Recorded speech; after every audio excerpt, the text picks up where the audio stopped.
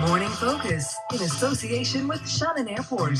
Fly Shannon and pack more into your holiday. Barcelona, Rios and Toronto coming soon. Explore more on shannonairport.ie. Street in Ennis when the floor of the first floor room gave way beneath them. 8 people would die, over 20 others were injured in a tragedy that is one of the town's darkest days. Ahead of the anniversary of that disaster this coming Monday and ahead of an event this weekend which will mark the tragedy, this morning we remember the disaster at Carmody's hotel. On Wednesday afternoon, the 15th of January 1958, shortly after 2:30, between 50 and 60 people were gathered upstairs in Carmody's Hotel, Abbey Street, Ennis. They were attending an auction of the contents of this famous old establishment, which had been closed for business in August of the previous year. The 3-day auction had begun earlier that morning, and following a lunch break, the auctioneer, Mr. Louis de Courcy, was about to accept bids on various linen items. Without warning, just seconds into the sale, the floor of the room began to sag and give way in the middle, hurtling the entire mass of people, auction lots and furniture down onto the floor of the room 14 feet below. 8 people lost their lives as a result of the accident in Ennis that afternoon. Mrs. Bridget Byrne, 45, a native of Limerick, a Kilrush resident and mother of 5 sons. Mrs. Josephine Carmody, 39, from Bearfield, a part-time nurse at the county hospital and mother of 5 children ranging in age from 12 down to 10 months. Mrs. Margaret Coffey, 40, from Killu, Clarecastle. Mrs. Coffey was the mother of 6 young children. Mrs. Nora Considine, 60, of Corrafin, a widow. She had 5 grown daughters.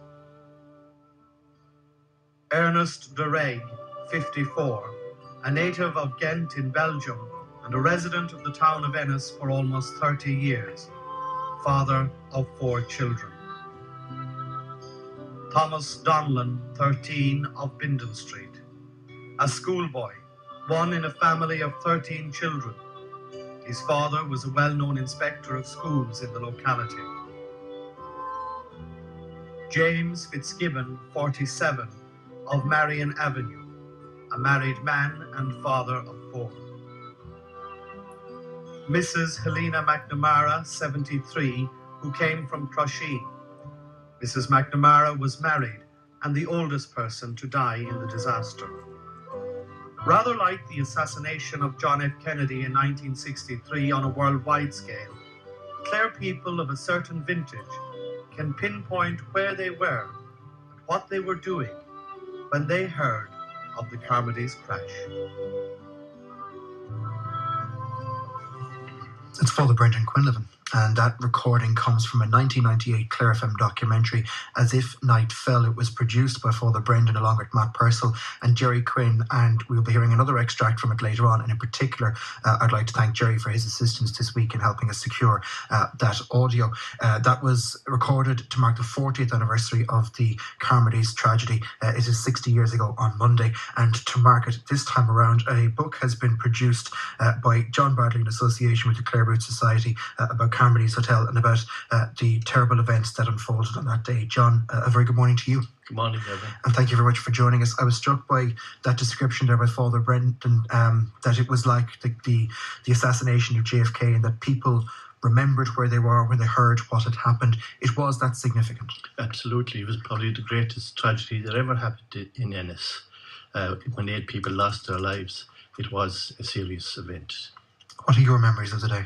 Well, my memories are fading as the years pass by. However, I was coming home from school in the afternoon. I came on the scene and I got up in the pier of a gate in the building next door, and I had an aerial view of the whole event and the people being rescued and being taken out through the windows. It created a lot of pandemonium, of course, and there were services coming from all directions in relation to try to rescue the people, and it was quite catastrophe at the time. Like, you know. I can only presume there was a lot of emotion, a lot of upset, grief, I suppose, even at that stage at the scene. Oh, absolutely. There were people shouting and screaming because they had relations within the building, and they were either after coming out of the building or going back into the building when all this happened so suddenly. And was there much in the way of a rescue effort, or was that being done by the emergency services? The emergency service came on the scene fairly quickly, but also people came from all directions and went in to try and help to get the people out. In actual fact, there was a double family wedding across the street at the Queen's Hotel, and the bride and groom and the guests of the wedding all rushed across the road to help out. Remarkable, isn't it? What do you remember then of the aftermath of the incident in terms of the coverage that this got? Because as I understand it, this was very big news internationally. Oh, absolutely. It made world headlines. It was relayed across the world, and newspapers carried it in all countries. And what was the mood like locally then? The mood locally, of course, was disappointment and upset at the event because it happened so suddenly, so quickly. The auction started at 11 o'clock in the morning. It progressed, and the auctioneer was quite satisfied at 1 o'clock when he closed down for lunch. At 2:15 he came back to resume the auction, and within 15 minutes the floor had collapsed. And what happened? What happened was that I suppose the weight of the people and the furniture and other items that were being auctioned in the room was too much for the 150-year-old hotel and the floor of that hotel. So it gave away from the four corners, and it came into a type of funnel hole in the centre of the room, and the people slid down through that. Also, furniture items came down, so they were on top of each other, and there was no escape. Yeah, absolutely, indeed. Our other guest with us in studio as well is Larry Brennan. He's also part of the Clare Root Society. Good morning to you, Larry. Morning, Gavin. You're a little bit too young to remember this, I know, but maybe you can tell us about Carmody's itself as a hotel, because we should take a moment to mark it as a very historical place. Yeah, John has recorded in his book. He goes back to 1804. He traces the different owners down through the years, the Carmodys and all the other families that were involved with it. Historically, De Valera used it as his base, Parnell used it as his base, and there's a couple of more, John O'Connell as well. Forget Daniel O'Connell, I'm in deep trouble. But no, the Carmody Hotel really was a key place in Ennis, so it was where everything happens. You could say it's the equivalent of Temple Gate or the Old Ground or the Queen's now. But if there was anything happening in town, it happened in Carmody's Hotel. And it's not there anymore, obviously, but the entrance to the Abbey Street car park where the road is there now, that's where it was positioned. If you visualise Yolo's and we'd say the Belite shop, between there was Carmody's Hotel. The great work of Joe Boland, the county manager at the time, who had a great influence on Ennis, opened up that whole area.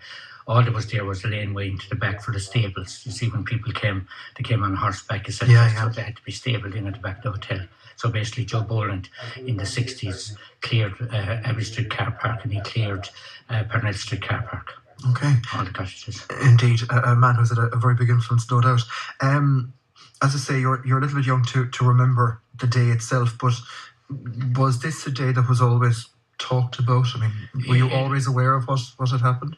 It was. The DVD was, I suppose, when the DVD was done 20 years ago now, you tuned into it, and it meant something. We, in a previous publication or two, ran into two issues. One was the Drumcliff one.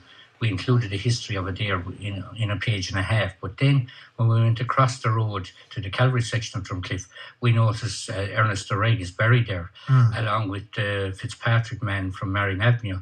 So we felt, there's a story behind every gravestone. So there was a big one behind this one. And while it's all coming together this weekend, this is after 9 months' work with John and the Clare Root Society, Clare County Council, Ennis Parish. We've been all trying to put together this weekend that it'll be more than just a get-together. The families are putting a great effort into it. The families of the deceased. They're travelling from all over the world, so they are to come to Ennis this weekend. And we'll hear from one of those who's travelling in just a short little while. John described the scene and what led up to this tragedy, I suppose. You're going to hear another description of that now, because after the floor gave way in the auction room, it was on the first floor, there were scenes of panic and of devastation, of course. And again, from As If Night Fell, here's Micheál Crimmins. He was a local businessman among those caught up in the unfolding tragedy. I reckon I must have been pretty near the centre. And when the crack came and I felt the floor give, I was pretty active. And I sensed this, and I shouted to Mrs. Maloney that the floor is gone. And I instantly raised my arms when I felt the support going from my feet. And as it turned out, my lower legs were jammed tight in the crush. I couldn't move them. I subsequently tried to pull my right thigh, pull my leg up. And what happened was that the ligaments at the knee joint were actually torn asunder because the upper limb was strong and the lower limb was held fast. The left ankle was injured by being pressed on top of some broken board or broken timber spar and eventually became injured. I suffered from lack of movement from that. Now, there was a tremendous lot of dust. The whole place became smothered in dust. And there was panic all over. Some people, in their anxiety to get out, they began to head for windows and the door that was overhead the entrance to the room. And subsequently, through no fault of their own, they actually walked on top of the heads and shoulders of some of the people who were trapped. Micheál Crimmins there, taking part in that documentary aired in 1998, As If Night Fell. The description, I picked that part out of the documentary, John, because it's so striking, it's so vivid, it's upsetting, to be blunt, to hear what happened, but it brings home the devastation of the day. Well, absolutely, and there are many other stories like that, and they're all recorded in the book. One instance would be, which I was disappointed about recently. Only a couple of months ago, I interviewed Michael Tierney, whose story is in the book.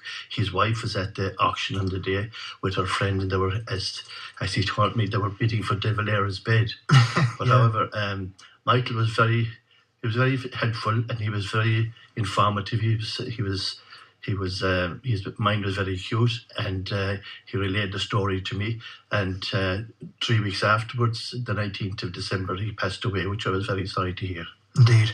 And that's maybe brings us on, and I don't want this to come across as being cold, and apologies if it does, but you wanted to make sure you captured as many memories as was possible while you still could. Well, that was the reason. 9 months ago, when Clare Root Society decided to commemorate the event, we thought that if it should be done now, because as the years went by, we were losing people who were there involved either in the auction or in the rescue, and people who could relay the actual story.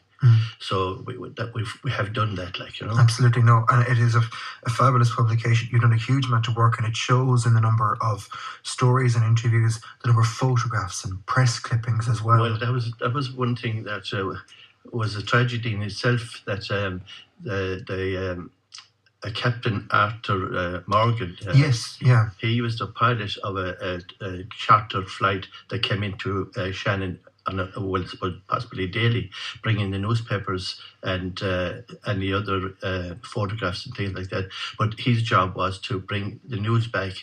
The media had descended on Ennis, and he was bringing the photographs of various newspapers back to Dublin and on to Manchester. But unfortunately, when he was taken out from Shannon about 11 o'clock that night, for some reason or other, he didn't close the door of the cockpit properly, and the plane crashed into the Shannon estuary. And there was another tragedy in Ennis that day as well.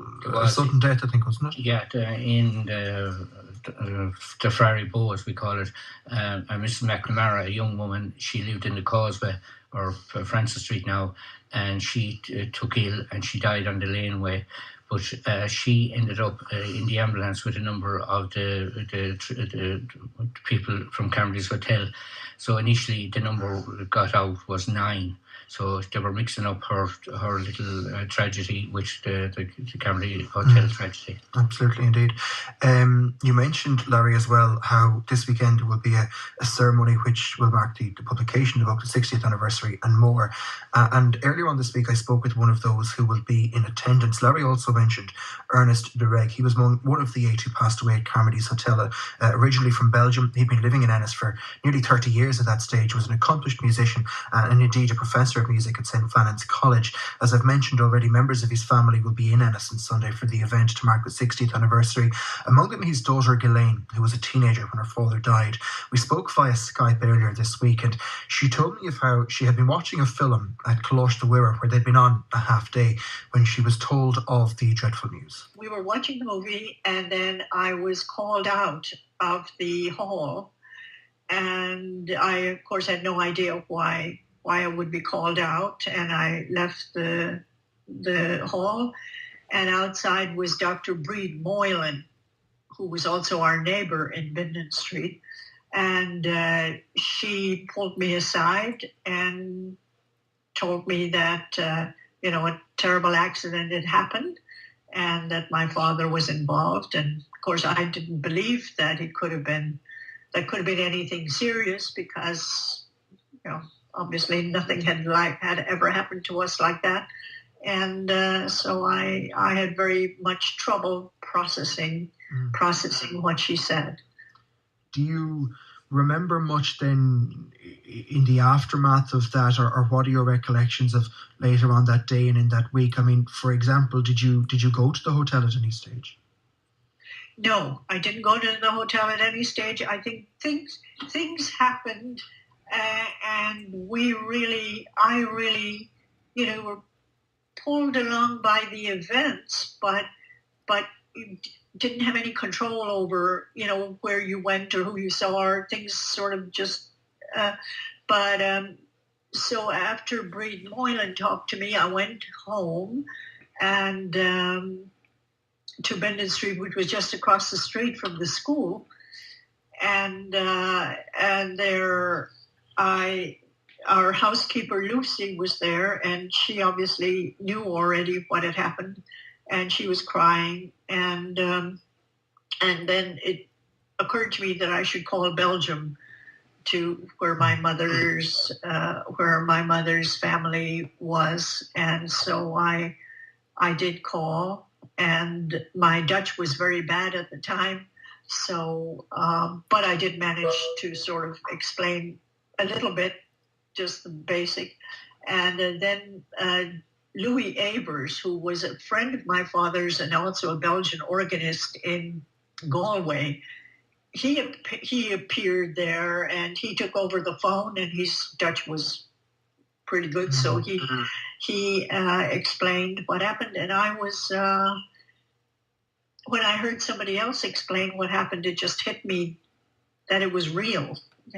Before that, it didn't hit me that was real. It's obviously a traumatic experience, and I know that for understandable reasons, the tragedy made headlines across Ireland. It made headlines worldwide.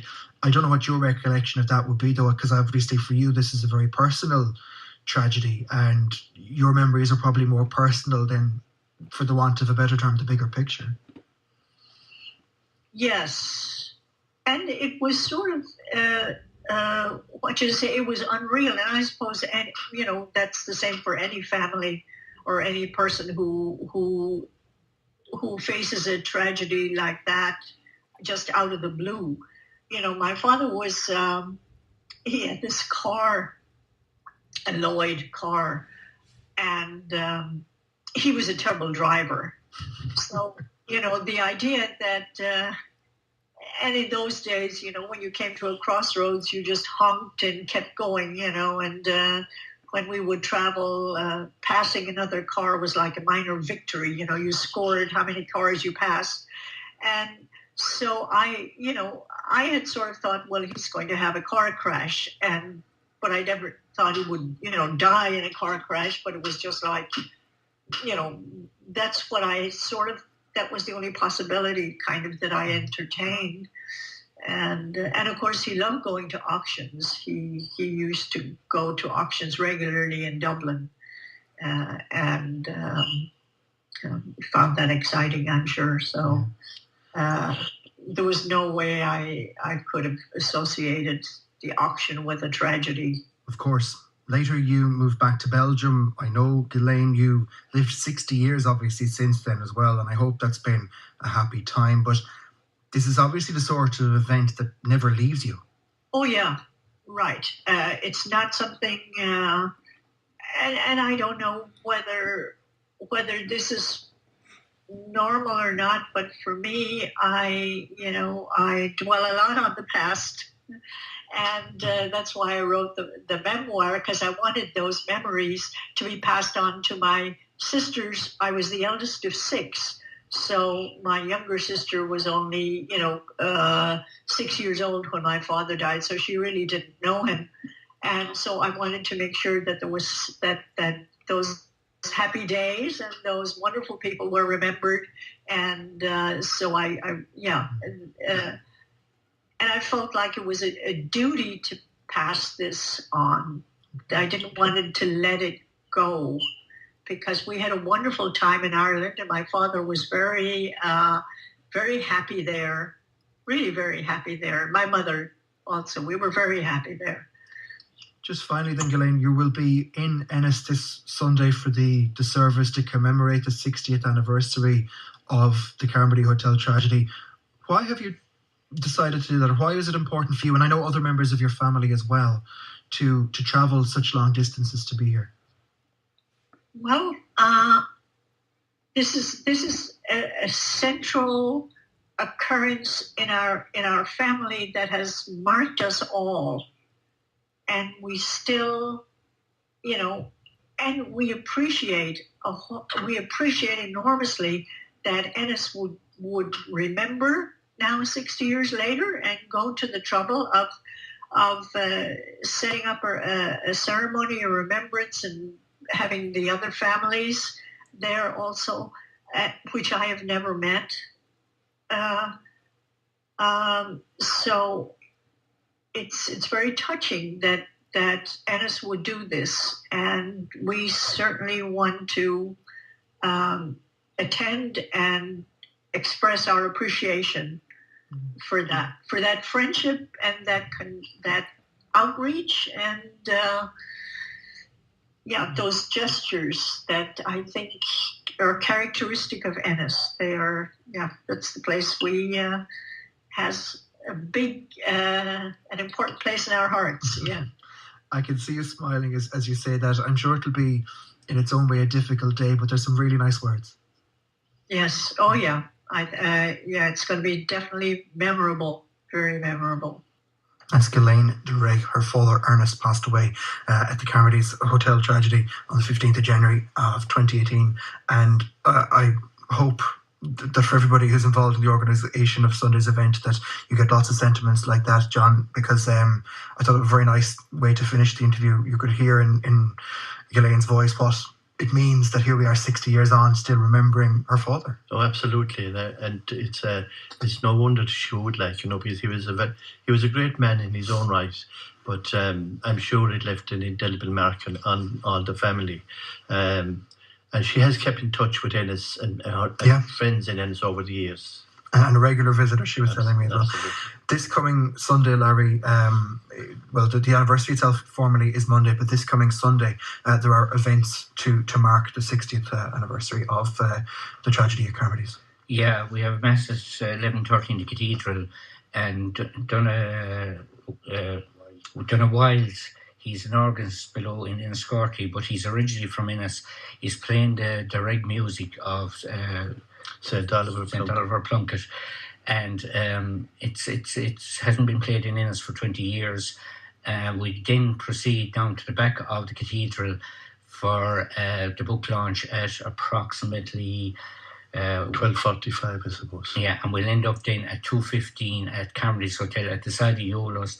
For each of the members of the family will lay a wreath along with the Mayor of Clare on behalf of the people of Clare, and the Mayor of Ennis on behalf of the people of Ennis, in remembrance of those that lost their lives in the tragedy. That's from 2:15 on Sunday afternoon. The book launch, as you mentioned as well, taking place in the parish office. John, where can people get their hands on it then, or is it already out? Or? In the parish centre, we will have books available for sale there at the launch, and it will be also available during the week at Ennis Bookshop, Mary Kelly's, O'Connor's in the Market. And in actual fact, on Sunday, Jerry Conlon's news agency on the site of Carmody Hotel, he'll have books for sale. Very good. And I want to genuinely compliment you, as I've done off air, but I'll say it on air as well. You've put a lot of work into it, and it shows. And it's a wonderful and a very in-depth account of what happened, and a record which I'm glad is there. And thank you very much for the assistance it's given me in preparing for this morning as well.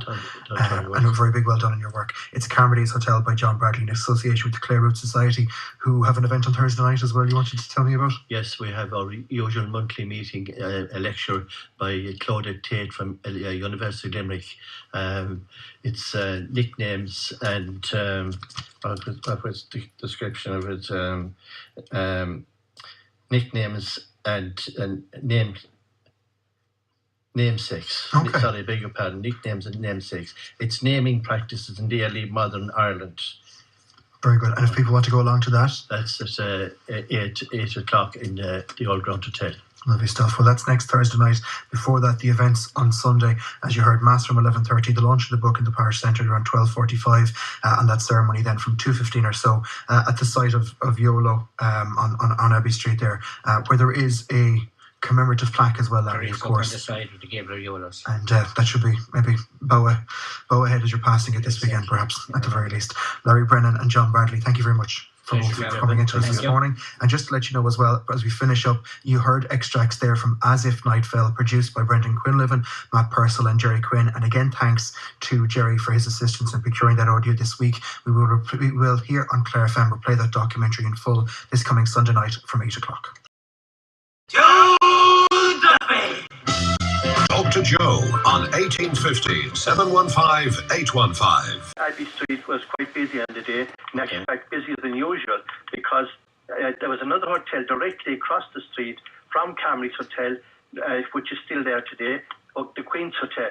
And there was a double family wedding arranged for the Queen's Hotel. So that was quite busy. And the couples were celebrating with their families, neighbours and friends. Across the road at the same time, large numbers of people were gathering for the auction, which had created a huge interest.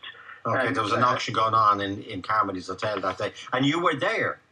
Well, I wasn't actually in the hotel. I know, you were on the street. I was on the street outside, and I was standing up in the pier of the gate, so I had an elevated position from it. So I was observing the catastrophe and observing the pandemonium that was going on, and I can assure you it was a scene not to be witnessed too often. So what happened on that day? Well, what happened was the auction was being held on the second floor, known as the Sarsfield room. And the auction went off quite well in the morning. It started at 11 o'clock, went on for 1 o'clock, had a break for lunch. At 2:15, the auction resumed, and 15 minutes after that, the floor of the upper room collapsed at the four corners, and it came into a kind of a funnel-like hole in the centre of the room, and where people slid down into the room 14 feet underneath, and falling on top of each other, and also items of furniture coming down. When the dust had settled afterwards, they were discovered that there was 8 people dead and 15 injured. And nobody, it was the weight of the furniture for the auction, the number of people in the room, and the floor just simply went from under people. The floor collapsed, exactly, yes. And what was the catastrophe evident from outside the hotel, if you follow me? Well, it wasn't evident at the time, but of course, when the windows were broken to try and get the people out, all the dust, there was quite considerable amount of dust. It was like the day turning into night. But and the rescue effort, that there was rescue effort, people came from every corner to try and help to get the people out. And many people, like 8 people were killed, but many people were saved, and many people that managed to... Oh, there must have been about, I'd say there was 60 people at the time, so there was it was 20 or 25 that were saved.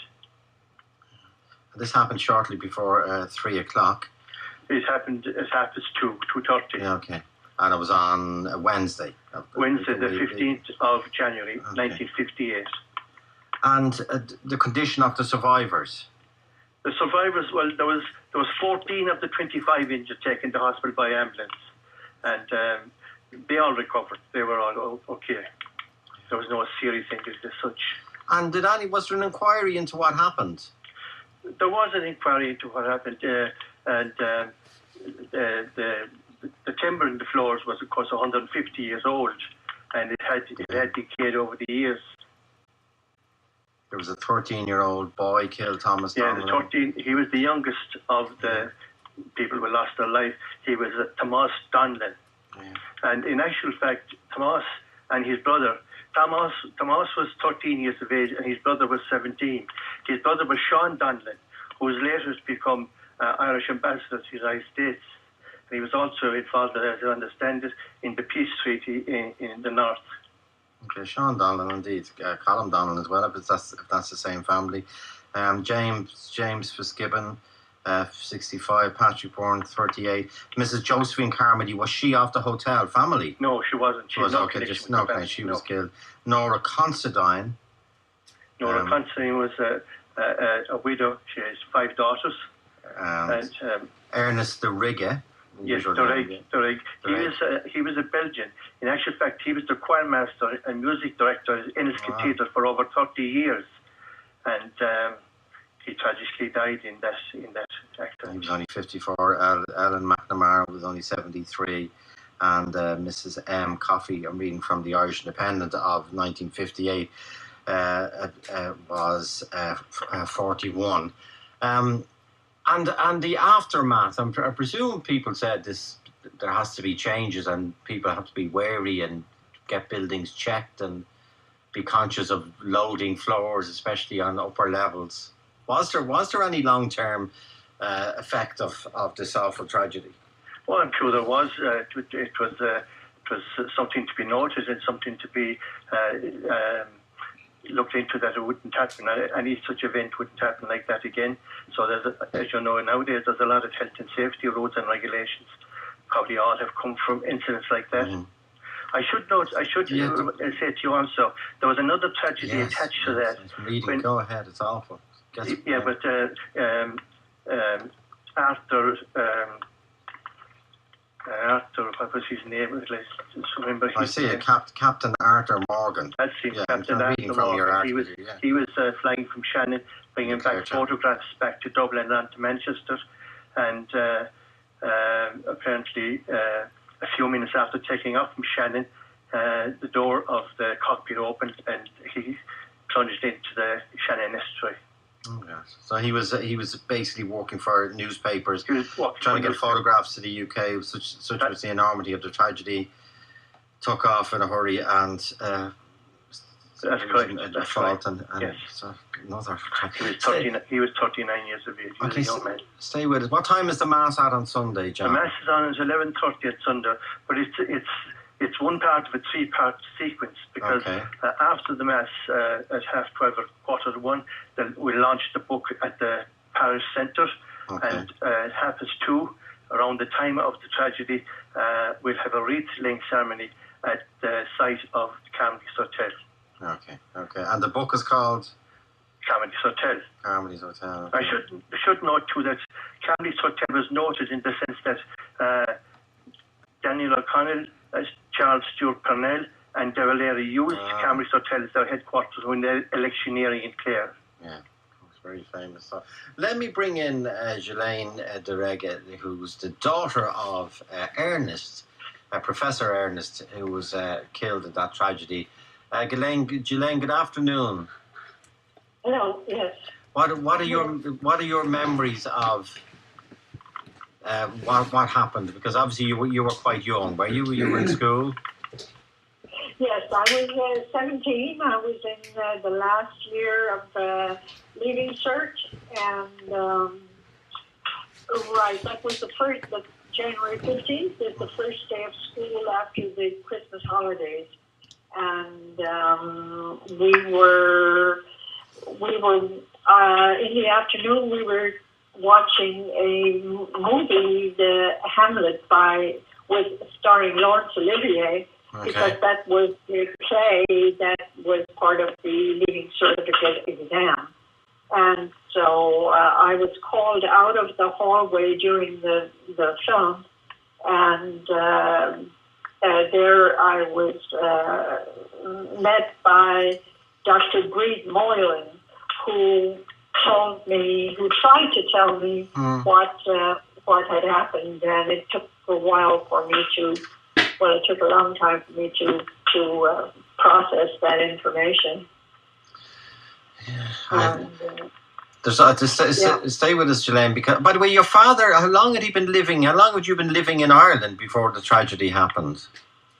My father came to Ireland in 1923 as a 22-year-old musician, and he was to teach music at St. Flannan's College and also be organist and choir master at the cathedral. And he married my mother in 1938, and then they lived in Ennis. In the first part of his life there, he lived in rooms at St. Flannan. Okay, stay with us if you can, Ghislaine, because other people are contacting us who remember the day, and indeed relatives were involved in the tragedy. Back after this, 51551 is our text number. Joe at rt.ie from anywhere in the world. Eileen Taylor has contacted us. I read the names of the 8 people who died, including Bridget Bridie Byrne. Eileen, you were a relative of Bridget Byrne. Yes, she was my aunt. She was my father's sister, and we were very close to her and her family. She came over from Kilrush for the auction with a friend. Mm-hmm.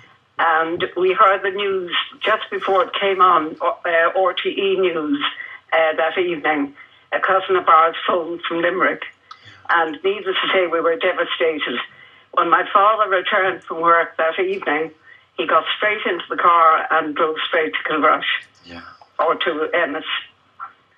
And what was Bridget from Ennis originally? No, originally from Limerick, but they were in various banks, including Kenmare, Killarney, and Kilrush, where her husband was made manager of the National Bank.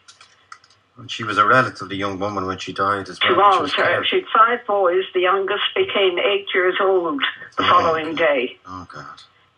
And he's the only one of the 5 boys alive. He's living in Newcastle West, Peter Byrne. And what did you subsequently hear about what happened, Eileen? Well, what we heard, the auction was run by the De Courcys from Limerick. We heard that it was a furniture auction. And obviously the furniture was too heavy for the floor. And we heard that she and the others suffocated. Wow. That obviously all the furniture had been carried up onto that floor. Yeah. And were any other members, like you said, she was with a friend, were any friends of or relatives of Bridget, did they survive? There were no other relatives of her, but interestingly, my daughter went to Muckross College, and one of the nuns there told me subsequently, she knew of her family, that her mother had identified my aunt. And what happened, Paddy and the children? How did they? Well, fortunately, at that time, they had live-in help for many years. So the children lost their mother, but they were well looked after. But needless to say, they were absolutely, as were all our family, devastated. I can imagine. And I vividly remember the phone call that we were lucky to get just before it came on the news. But it was a shock. She was a beautiful person, loved by everybody. Stay there for a sec, Eileen. Patricia Casey has contacted us. Patricia, good afternoon. Hi, good afternoon, Joe. I was just listening to the radio as I always do to you, Joe, and I got very emotional. And my sister phoned to me very emotional also, so she did. My father, Frank Casey, was in that hotel at the time. Yeah. And he helped a lot of people to survive, and he put them out windows. But my sister, my eldest sister, which would have been maybe 5 or 6 years of age, was with him in that hotel when the floor went down. And he threw her out the window, and somebody caught her outside, and she survived, thankfully. And did they talk subsequently about what happened, Patricia? Do you know, when we were younger, they talked about her. She would be my eldest sister, and I have 2 other sisters in between. And they did speak about her for a long time afterwards when I was growing up, so they did. And my eldest sister, Marion, would remember it because she was actually there, so she was, and she survived it. She's very emotional, Joe. She won't come on the phone. She's about cleaning out tables. My brother, Frank Casey, as well. But like that, she said there was a nurse that was getting married in the hotel across the way, and she came over in her wedding dress to help out and to help people. And how did your Marion escape? My father threw her out the window of the hotel. Oh, God. And somebody caught her below, so they did, yeah. Because the floor, I presume, did they get any forewarning that the floor was giving way? Was there a rumble? Was there...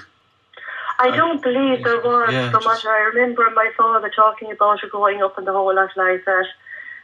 He got an awful gash in his head because when it went down, he started went with it, I think, and helped people up out there like that to get his daughter was his priority to get her out. First and foremost, as she survived, thankfully, so she did. Yeah. But I mean, he did help people to get up out there and to get them out through the windows and everything, so he did at the time. It was something we grew up knowing about, but I just like to say that it's the most beautiful thing to organise what they're doing on Sunday. To remember those people that had died, but also the survivors that lived afterwards with the remembrance of it. In many ways. So my father has passed away now at this stage, you know. Not to anyone who was involved, like you said, but in many ways it's been forgotten in the national psyche. And thanks to everyone who's organising the events this weekend. And John Bradley has written the book. Say there, Patricia, but Mary Conway. Mary, good afternoon. Hi, Joe. Hi. Good. You say you missed Death by Seconds 60 years ago. Yes, I was working at the time in Ballygreen radio station near Shannon, and we were on days off. And myself and this friend, I think her name was Anne Flanagan. I think she came from Ballinasloe, Angola. But we had nothing to do for the day, and we said, she said there's an auction in Carmody. Let's go. So I walked down the street, and we were just literally, Joe, crossing the road when it happened. And I still get the shivers when I think of how near we were that day. And all I remember is that the window splintered, and little whirls of dust started to come out. And then people then on the street, I remember 1 or 2 priests from the Franciscan Abbey there on Francis Street across the road, they came. And then bodies began to be taken out. It was a terrible, terrible thing. And was there noise, Mary? Was there sound? No, funnily enough, I don't remember any noise.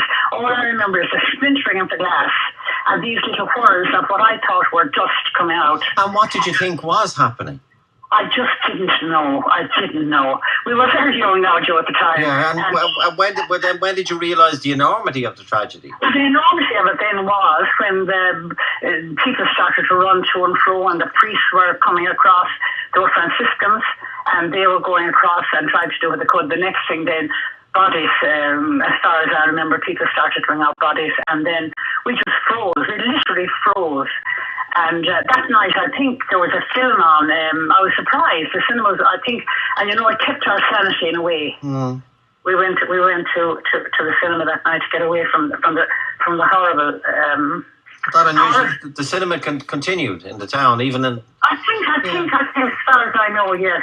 As far as I know, there was a film on that night. Okay, stay with us, Eileen and Mary. And Eileen, did you? Sorry, I remember. I'll come back to Eileen in a sec. Mary, did you realise, and your friends realise, that 8 people had been killed? Oh no! Not until that night, or maybe even the next day. No. Wow. I don't. Yeah. My first time, I always went home on my days off. I always went home to Galway, and that, for some reason, I stayed in Ennis for those. And as you say, you were working in, it's the aviation radio station, was it? Ballygreen. And were you aware then of the subsequent tragedy that one of the men? No, I was amazed. I never heard that. A light aircraft piloted by Captain Arthur Morgan, who was flying photographs initially to Dublin and then on to the UK of the tragedy. Absolutely awesome. He was killed after taking off from Shannon Airport because of a malfunction or whatever. Yes, no, I don't remember that. Okay. Yeah. Ghislaine, is your father buried in Ennis or is he buried back home? Who is this? This is your father, Ghislaine. Is he buried in? He's buried in Drumcliff in Ennis. Yes. Okay, he's down there. Okay. And will you be able to attend on Sunday, or some members of the family? Yes, I will. Oh, very good. Will, and 2 sisters and a brother are coming too. Well, that's good to hear. That's good to hear, because he was a very young man when he was killed. What a bizarre and horrific tragedy. Okay, thanks indeed, John Bradley. By the way, that mass, as he said, it's 3 events that are happening on Sunday morning, and the book will be formally launched at 12:30 after the mass, and it's called Carmody's Hotel. Ennis, and it's written by author and historian John Bradley, and there's an invitation, as he said, to anyone who remembers or was involved in the tragedy to come to that service, and indeed there will be a wreath laying on the actual spot at the time of the tragedy. Who's that? Mary? No, may I add something? Yes, of course, Sinead, please. Yeah, I want to say that the Mass on Sunday at 11:30 in the Cathedral will be sung by the Ennis Corthy Choral Society under the direction of Donna Wilde. Okay. And the Mass that they're singing was a Mass that my father composed in 1947 in honor of Blessed Oliver Plunkett, who has since become a saint. And that was first broadcast on Radio Erin in 1947. So it's the same. That's very apt. Very apt. Okay, Ghislaine Derega, thank you indeed. Mary Conway, Eileen Taylor, John Bradley. Obviously, a lot more people than I thought remembering that awful tragedy 60 years ago on January the 15th. Rebecca Meehan produced. Laura Davis is the BCO, and Ray Darcy is next. Talk to Joe on 1850 715 815.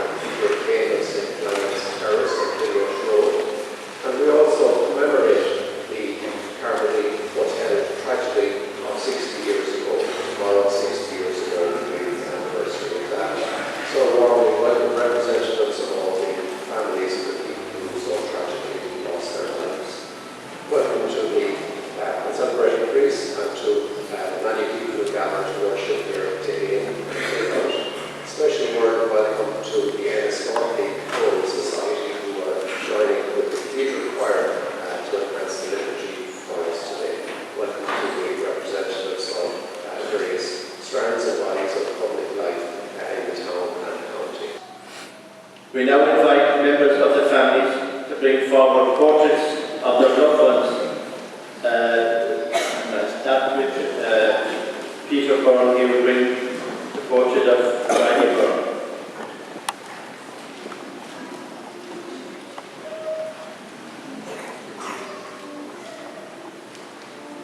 Bridie Byrne was from Kilrush and Ennis, aged 45, wife of Peter and mother of 5 children.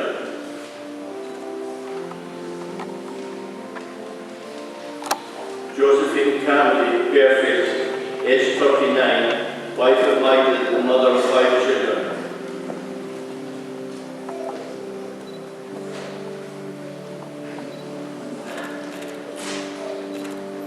Peggy Coffey, Killuke Castle, aged 41, widow of Michael and mother of 6 children. Nearly Gail will bring her daughter will bring the portrait.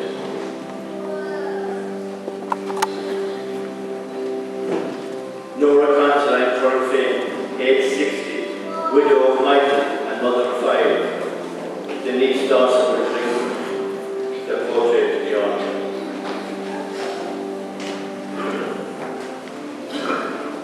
Ernest DeRay, Ennis Street, aged 54, husband of Helen and father of 6 children.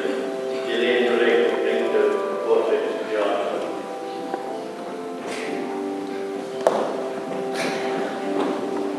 Thomas Bannon, Clinton Street, aged 13, son of Thomas and Peg. Honor Ireland, his sister will bring the portrait to the altar.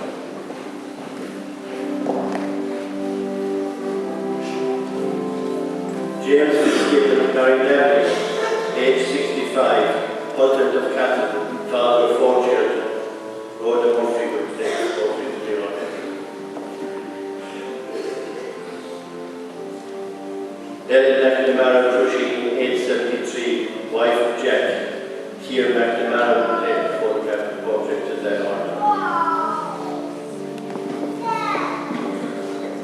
First aid box will be brought by the Red Cross and represented by Christine O'Connor.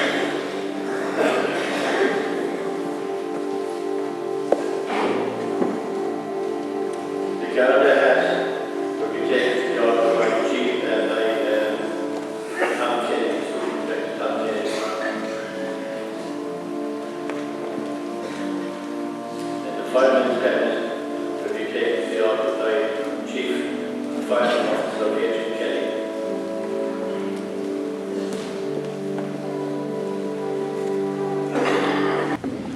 First reading, a reading from the first book of Samuel.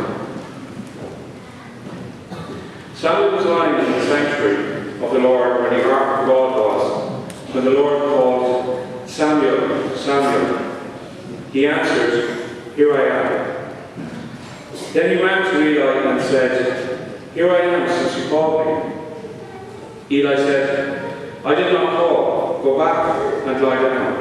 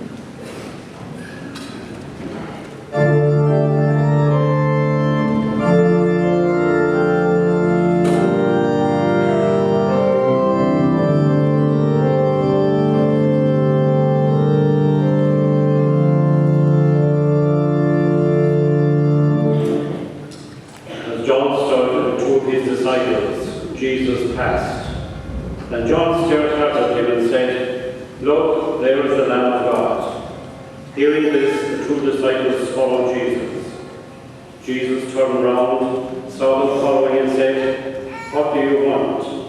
They answered, "Rabbi," which means teacher, "where do you live?" "Come and see," he replied. So they went and saw where he lived, and stayed with him the rest of that day. It was about the 10th hour.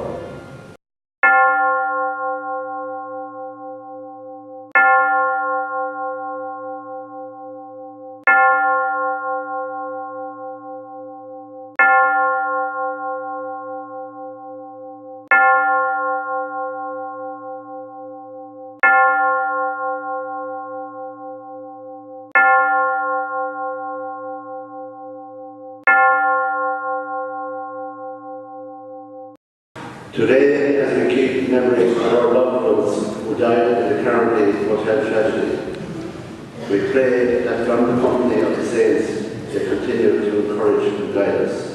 Lord, hear us. On that fateful day in 1958, the general public emergency services were central to the recovery of so many from the last structure.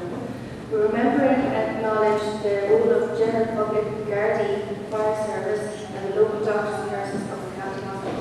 Lord, hear us. Lord, hear us. We remember the generosity and kindness of the people of Ennis, especially all who were Group's martyrs in the aftermath of the tragedy. Lord, hear us. Lord, hear us. Today, as we gather with the families of those who died on that January afternoon, we pray for all our families, that we know the joy of love, the blessing of peace, and the strength of support of family. Lord, hear us. Lord, hear us. For Christians, then we may always be a dispenser of the light of hope to those in need throughout the world, inviting all to come and see. Lord, hear us. Lord, hear us. For the sick and for all who carry burdens of illness, that they who are united to the sufferings of Christ may receive the blessing of comfort and hope. Lord, hear us. Lord, hear us. For all those who suffer because of tragedy, may they be supported and loved through their darkest hour. Lord, hear us. Lord, hear us. For all those who have died, especially those who departed, who recently left us, and we remember today, grant that we may all share eternal glory with them. Lord, hear us. Lord, hear us.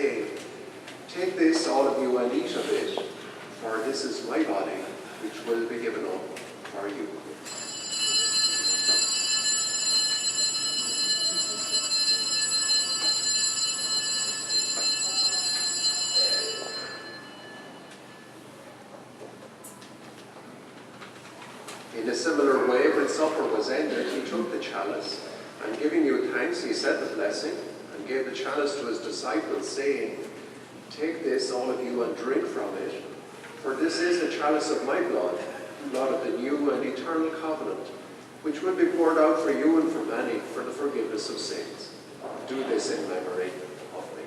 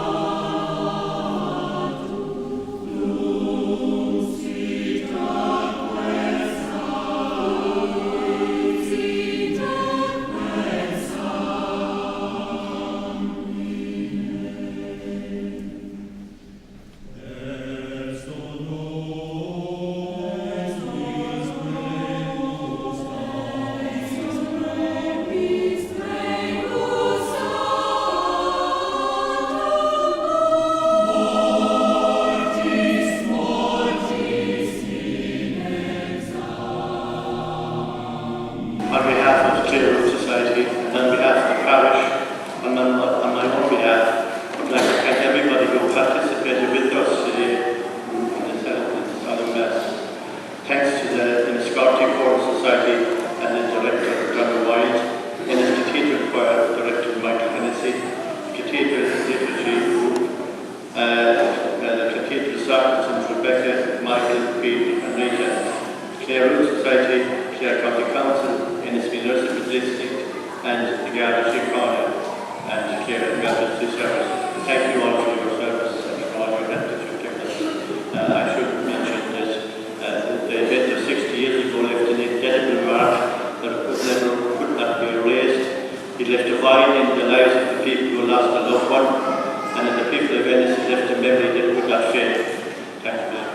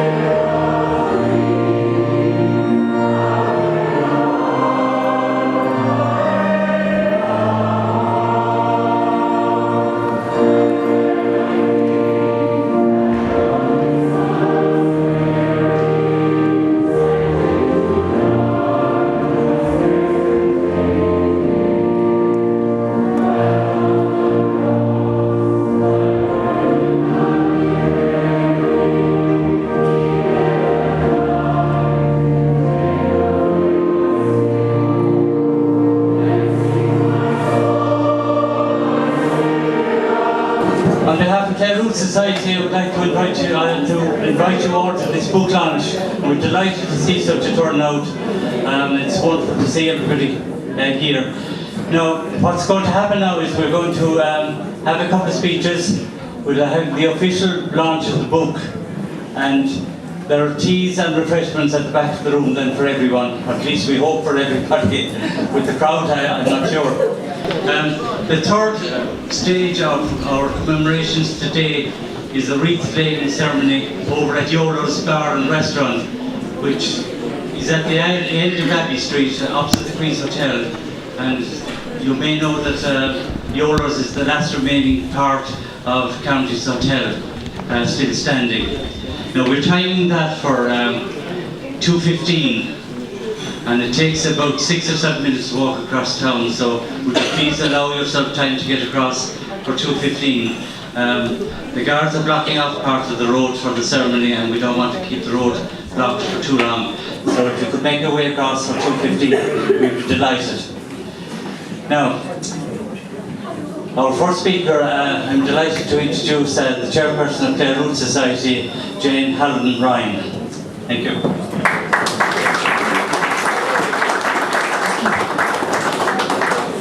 everyone for coming today. We have a great crowd here. It's great to see this number of people.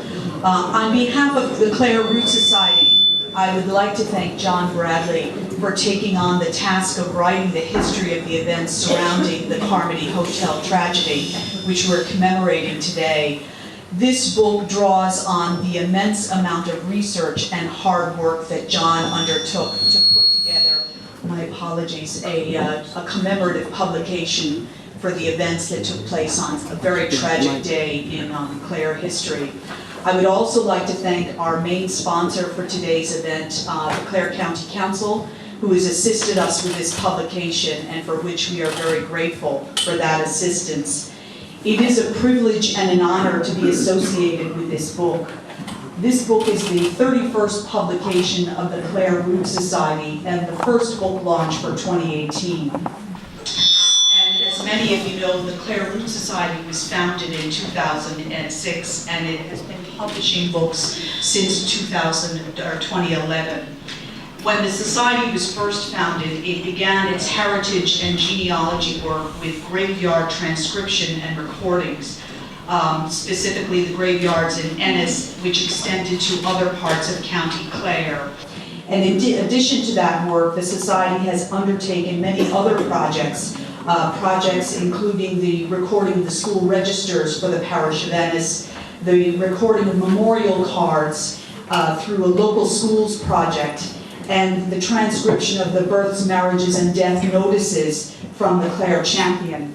The results of these projects are available for free on the Clare County Library website, and they have been very positively received from Clare descendants all over the world who have free access to them, as well as all of us here in the locality. The Clare Root Society has worked very closely with the Clare County Library to publish and preserve as much information on County Clare to the Clare diaspora all over the world. And as a result, our local library is recognized as a global leader in the genealogy and family history online resources that are available through the website. So we look forward to continuing and to collaborate and cooperate with them in the future with this work. In addition to that, the Clare Root Society is part of a project known as My Home, My Place, My Heritage.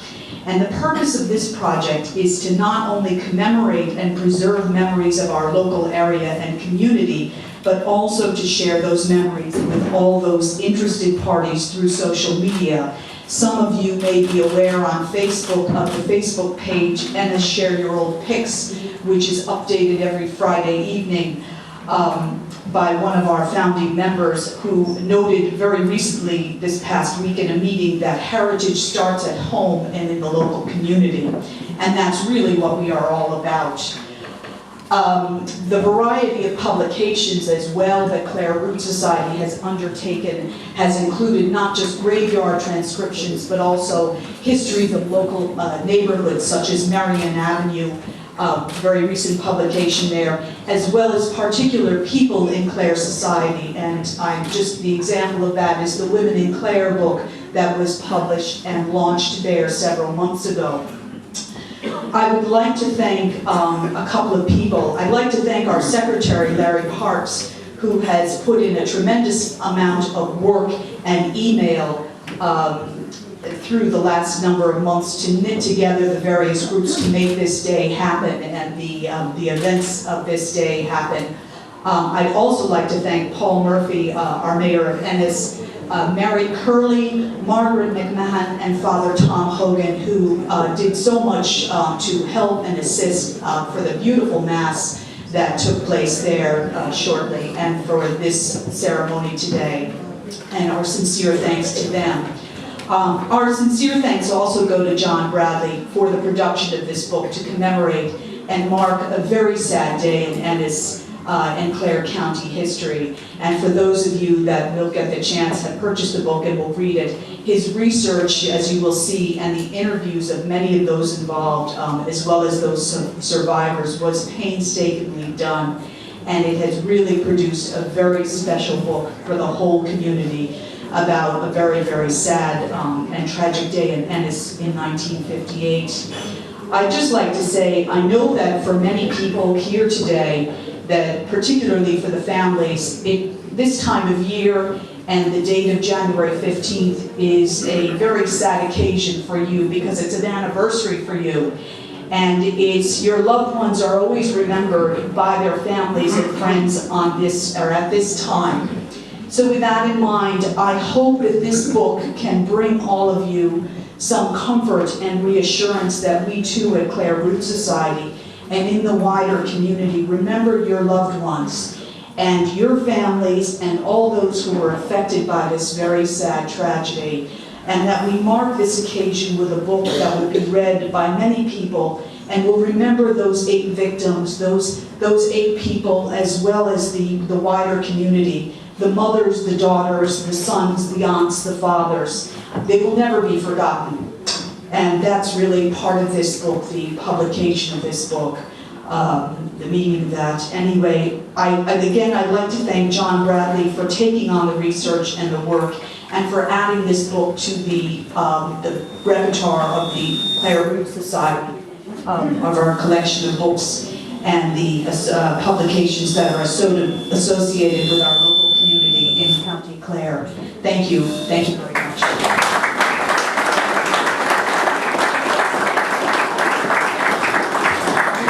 Thank you, Jane. And now the next speaker is the author of the book, John Bradley. 10 months ago or so, when we decided to do a book on Carmody's Hotel, John obviously was the obvious choice to compile the book, because John as a young man actually witnessed the tragedy at Carmody Hotel. And this thing is drifting away a bit. But John was actually a witness at the tragedy on that day, and no better man to put a book together. This is John's second book. He already has a book done on the cathedral where the Mass was said this morning. And it's just gone on sale now. We believe that there's a big demand for the book. There's a story about one of the local bookshops that people are coming in looking for either Trump's book or John Bradley's book. So, it's very popular.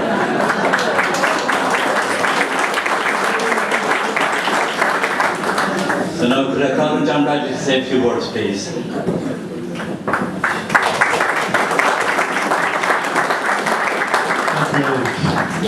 Good afternoon, everybody. Ladies and gentlemen, we are gathered here for the second part of today's commemoration ceremony for the launch of the Carmody's Hotel book. We are delighted to see such a representative group here today and the interest shown in the commemoration ceremony. We extend a special welcome to the relatives of the 8 who lost their lives on that fateful day. Thank you for being with us. Some families, I understand, have travelled very long distances, in fact, to be here, and we appreciate you making the effort.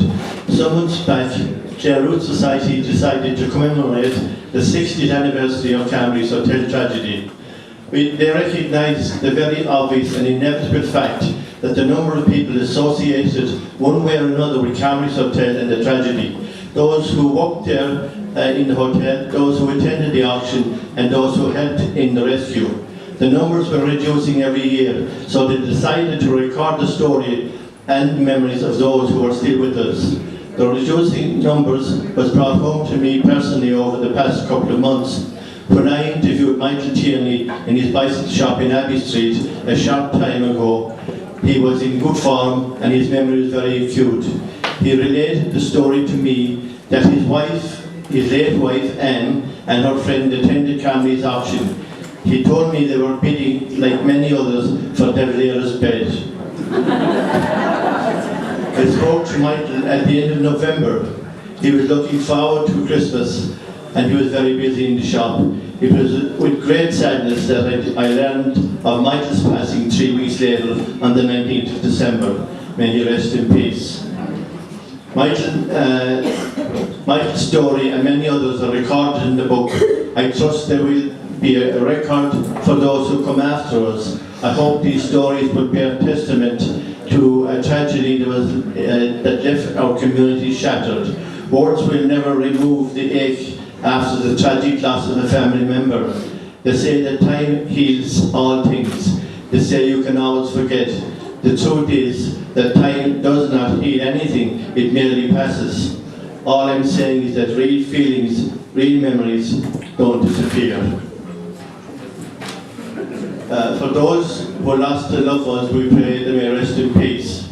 In producing this book, I would like to thank everyone who contacted me and gave me their time and generosity, imparting their stories and memories of the time.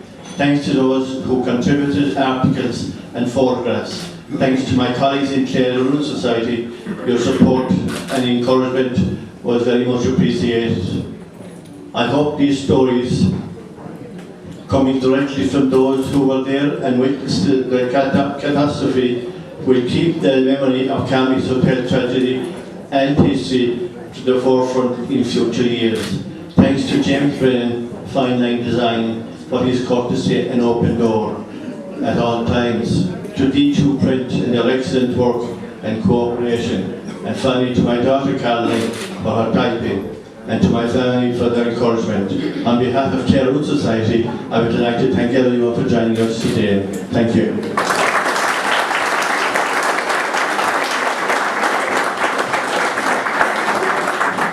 Thanks, John.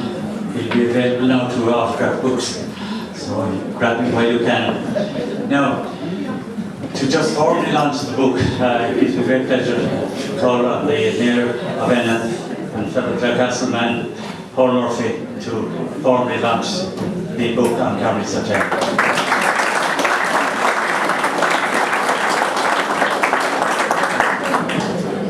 Thanks, Eric. Ladies and gentlemen, it's an honour to be here with you this afternoon.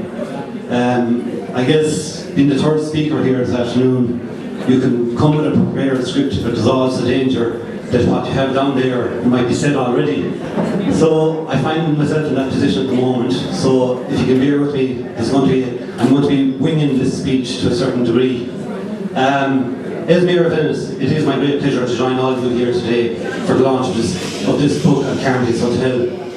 It's the latest in a series of fine publications by the Clare Rural Society, which collectively serve as an important record of our shared heritage. Of course, today, and the book we have gathered to launch, mark a very important anniversary in the history of our town and county.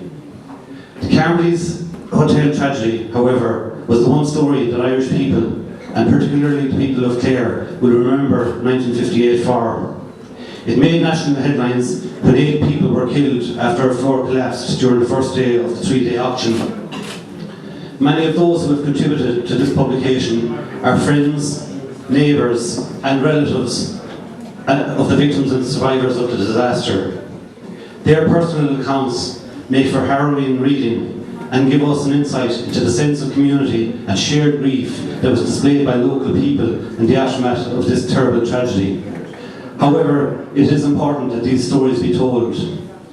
On a personal level, and I'm going back to my late grandmother, she would have been the one that would have made me first aware of the tragedy of Carmody's Hotel. She always recounted how herself and her 2 sisters, Noreen and Kathleen, had had their afternoon tea in the Queen's Hotel. They were making their way out of the Queen's, coming down the steps when the tragedy unfolded before them. So thankfully for us, they were one of the lucky ones. They weren't inside. Up to last week, if you asked me, did I know of any of the families of the bereaved, I would have said the Coffey family from Clarecastle. However, during the week, I became aware of more. When I first got a text from Senator Maria Byrne inside Limerick, whose grandmother was lost in the tragedy. Then later on in the week, when I was reading the book on Friday night, I realised that Michael Carmody from Bearfield had lost his mother in the tragedy. Then, today, I saw Ciara McNamara being involved. Now, I'm not sure was it Ciara's grandmother or great-grandmother, but that's another direct link to me, or knowing somebody that had lost family in the tragedy. And finally, then, just here this morning, I was talking to my cousin, Pat Quinn, and I became aware that his aunt had also been lost. So at this point, I now have a direct contact with 5 of the 8 families. Back in 1958, Ennis was a small town. Well, it was a big town, but a lot smaller than what it is now. If a tragedy like that unfolded now, I think you might as well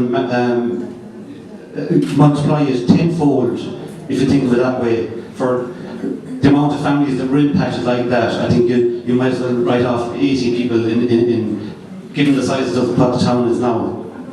Anyway, oh yeah, and sorry, my last piece, of course, is my own mother's recall of the day. She was 12 years of age, raised in the town, and she was making her way. She was on a day off from school. She can't recall why they had the day off. Well, school was closed because of the flu. Is that okay? Oh, snow. Okay. Well, there's varying accounts of that. But anyway, she recalls that she was making her way to the pictures and she was going down by the friary, and word came along that way that there was an awful tragedy after unfolding, and her recollection is that children were just got out of the way, that the scenes were too harrowing for them to witness anything like that. Anyway, that's enough of me drumming up old memories. But to finally say, through this book, John Bradley and Clare Root Society are helping us to gain a better understanding of an incident that had lasting effects on the psyche of the people of Ennis and County Clare for many years afterwards. While this publication is a valuable record of that fateful day in January 1958, it is also testimony to the contribution made by Carmody's Hotel to the social and economic life of Ennis and County Clare during its 150-year history. I would sincerely want to congratulate everyone involved and also acknowledge Clare County Council for its support for the book. It now gives me great pleasure, as the Mayor of Ennis Municipal District, to formally launch Carmody's Hotel by John Bradley. Gord Mila Mahawith.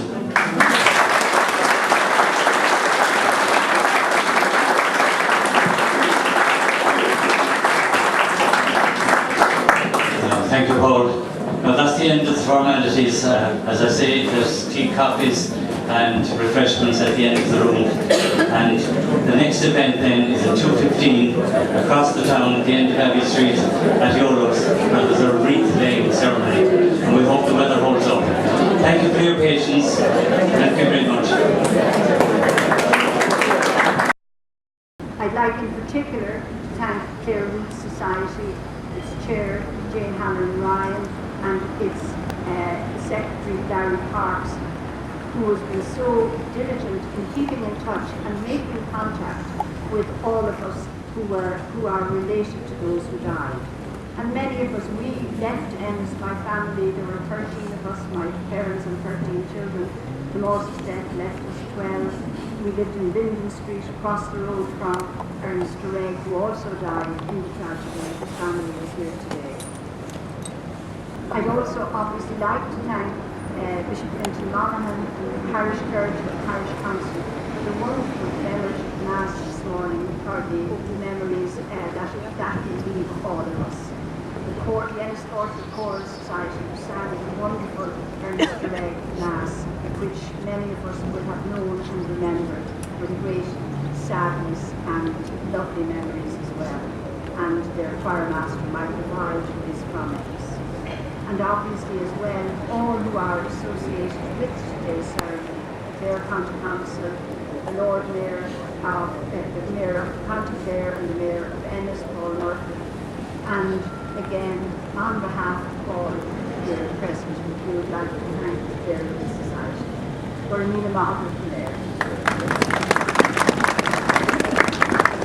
I would now like to call on Councillor McInnes to lay a wreath on behalf of Clare County Council and the people of Clare. Councillor Paul Murphy will lay a wreath on behalf of the people of Ennis.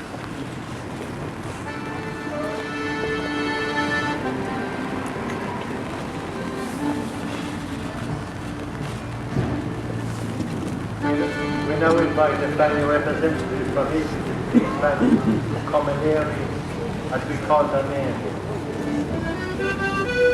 Peter Ford will lay a wreath on behalf of Riley Ford.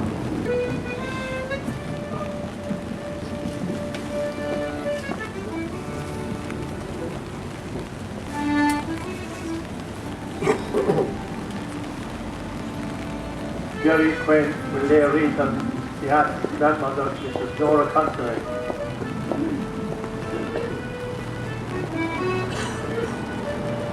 Sinead Dureg will lay a wreath on behalf of her Father, hear this prayer.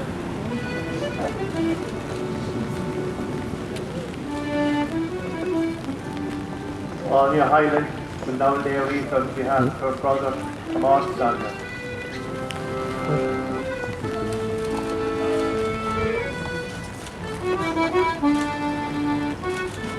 Rhoda Murphy will lay a wreath on behalf of Father James Gibbon.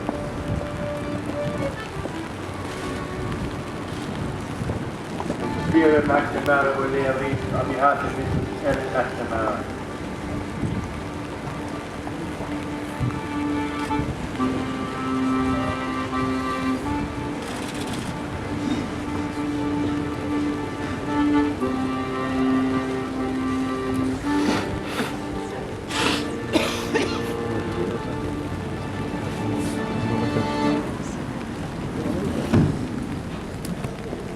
Okay, the Ennis brass band will now play the last post.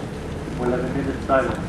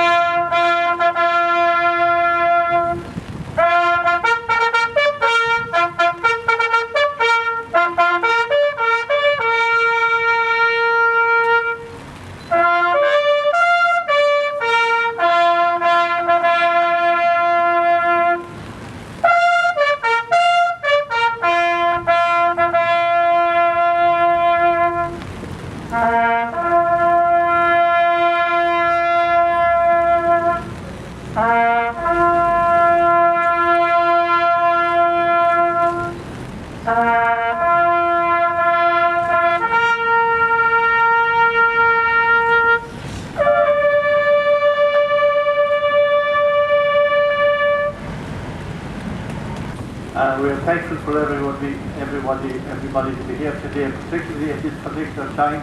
We try to coincide with the time of the accident on 15th of January 1958, and I think we have made that time. I'd like to thank everybody as we conclude our ceremony now. I would like to thank Father Tom Hogan and Reverend Shannon Bob Hannah, the Mayor of Clare, Councillor Tom McNamara, Mayor of Ennis, Elizabeth District, Councillor Paul Murphy. Thanks to all our distinguished guests. Many thanks to the family representatives of the deceased and all those who travelled distances to be with us today.